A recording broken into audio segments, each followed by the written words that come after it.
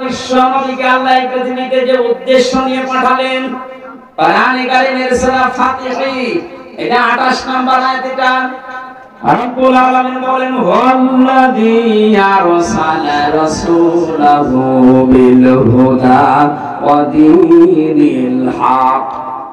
যেহেতু রাসূলকে আল্লাহ পাঠিয়েছেন এই পৃথিবীতে একটা উদ্দেশ্য নিয়ে, আমরা যদি আজ নবীর আদর্শ মানতে চাই, এরকম প্রায় 65টা বিষয় আমি সাজিয়েছি কোরআন আর হাদিস থেকে, একটা মাত্র বলছি। আপনি যদি 65 দিন দাওয়াত দেন একাধারে, এই 65টা বিষয় বললে শেষ হবে। আজকে একটা চলছে।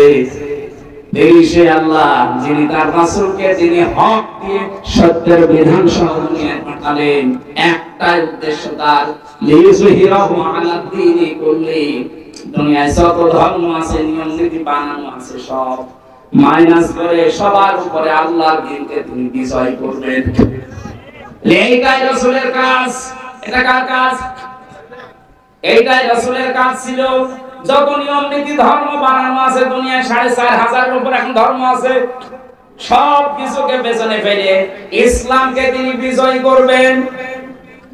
আলা দ্বীনি কুল্লিহি, যত দিন আছে আপনি মানুষ মেনে চলে, যতদিন সব দিনকে পেছনে ফেলে দেওয়া লাগবে, ইসলামকে বিজয় করা লাগবে। এইটাই রাসূলের কাজ।